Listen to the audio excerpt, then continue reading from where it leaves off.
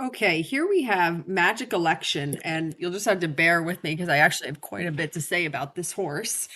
This mare has an interesting backstory. She actually, what you're looking at right now is her first ride in about 4 years. Like, I'm not kidding you. She last ran in October of 2021, and I think you can probably deduce that her last ride was probably then or very shortly after. She has spent the last few years being a mom, and so she's had a couple of babies, and she did that job very well. And it's just time for her to find her next chapter in life. So here she is. So I have to say, the mare was incredible to ride today. She's really talented, which is not terribly surprising because she's by Magician, which is a Sadler's Well line. So she's just a very well bred mare. I was extremely impressed with her under tack. I didn't canter her today because, well, first of all, she hasn't been ridden in like 4 years. But I did lunge her today before I got on, and I don't usually do that with horses. Like normally, I would lunge a horse the day before, feel like everything's ready to go, and then I would just come out and get on this day. However, usually I'm not getting on horses for the first time in 4 years, so I felt like it was appropriate for her to spend some time on the lunge line today.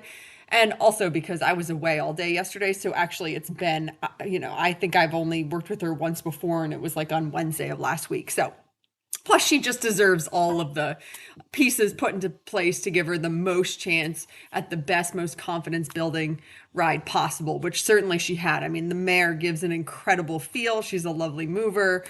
She is really quite the mare. She also thinks very highly of herself, but I'll get into that in just a second. So we didn't can her today because she spent time on the lunge line, and she's actually already quite fuzzy, and it was really warm today. It was in the upper 70s. So she was puffing, and obviously she's not in shape because she's been a mom for the last few years. She's not been doing anything. So she was really hot and puffing after just like 10 minutes on the lunge line. So I rode her. I got on because I felt like she was in a good mental place. She took a couple of really big deep breaths on the lunge line. She really sort of relaxed her top line, dropped the whole frame of her neck down. So I did think that I wanted to seize on the moment. Like this, she's in a great spot. Let's get on. I think this is going to be productive and good, which it was. But I just didn't want to overdo it with cantering because she was just puffing and hot. Anyway, so obviously the right is a little bit harder for her. She's leaning on her right shoulder here. To the left, she was actually really quite straight, and she gave me some really lovely moments. So of course we're gonna work on as time goes on, moving off the right leg, getting straighter in the shoulders, all the basic things. But just keep reminding yourself, no one has sat on this mare in about 4 years, and she is just being so reasonable and so willing to engage with me in the conversation. She's also being super professional about things like, she's not leaning at the gate. There's absolutely no silly business. There's no naughtiness whatsoever. I don't feel her thinking about anything weird. There's no quirkiness there.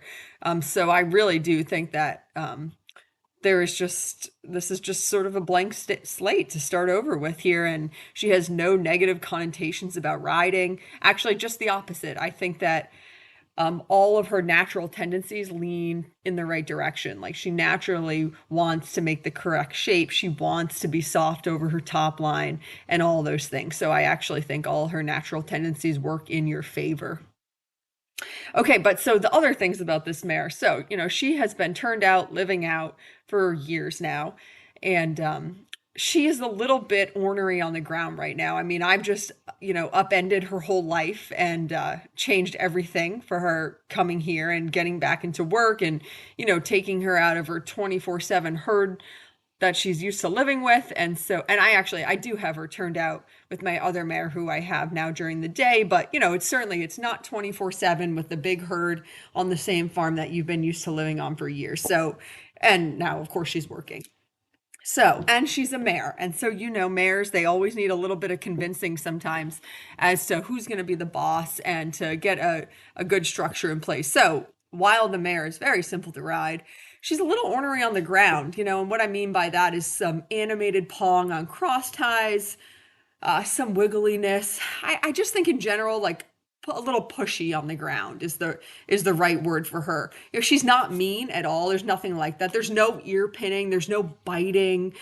She's not doing anything aggressive. However, I think she's used to being the boss mare. She's used to living in a herd, and right now she needs a little clarifying on the fact that whoever her human is actually the boss of that herd. So if you are, you know, a timid person on the ground, then you're not the one for her. She needs someone who can clearly say, look, you know, take a deep breath because actually I'm going to take the weight off of you and I'll be in charge so you don't have to be. And that's kind of how you have to look at it. Like, let me help you. You're going to get to relax and not have to think out or watch out for yourself because I'm going to be in charge now and I'm going to take care of all that for you.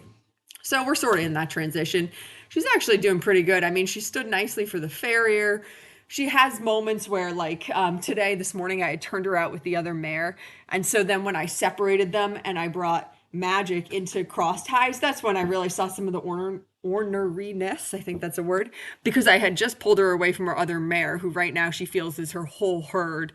So that's when I was seeing the pawing, the wiggliness, and I kind of just had to be like, hey, you know, you got to cut this out and like pay attention to me right now because I'm telling you what to do. Um, Other than that, though, like a couple of times, you know, she'd already been separated from the other mare in separate pens, and I brought in Magic, and because the cord had already been cut a little bit by being separated, she just came in and stood nicely in cross ties. So she just needs somebody who's going to set clear lines and help her figure out the proper way to re-interact and do all this stuff that we expect our riding horses to do on the ground.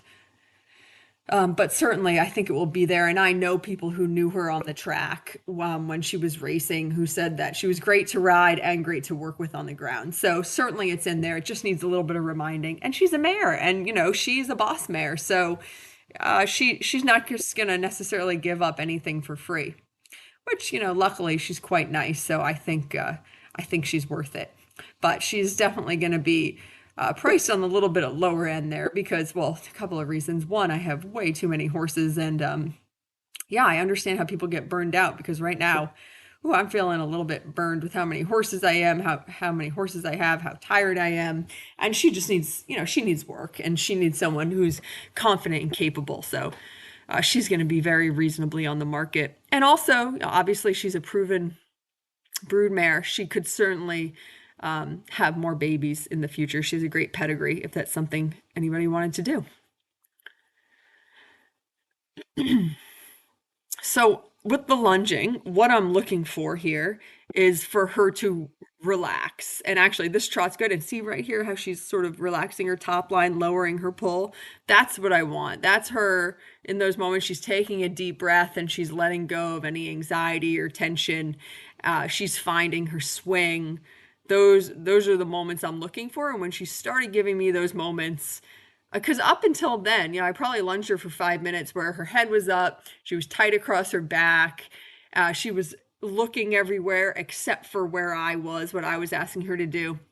And I was thinking, like, okay, I don't think we're going to ride today. Like, this is just not the right mental place for me to feel good about getting on you. But then a couple of minutes in, she just sort of took this big breath, lowered her whole frame, and I started thinking, okay, like, I think now we're in business. This is going to be fine. And certainly, obviously, it was.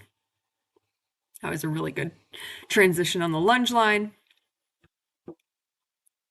I mean, this mare was so rusty when she came out of her field last week that the first time I tried to lunge her on Wednesday, I couldn't. I mean, I'm sure she's lunged in the past, but obviously it's been one long hot minute since she's lunged. And I tried to lunge her out here right where I am here, and literally we could not. I mean, she was trying to tell me that she did not lunge.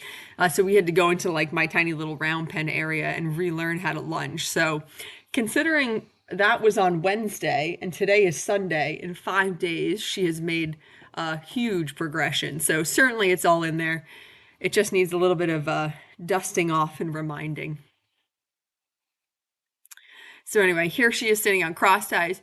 You know, obviously this is she's capable of being like this, but there's definitely moments also when if for whatever reason you're sort of she feels like you're upending her life a little bit, she can be a bit ornery or pushy and do some pawing and just need someone who's capable of reminding her, like, hey, this is how you're supposed to act, and helping her find that line.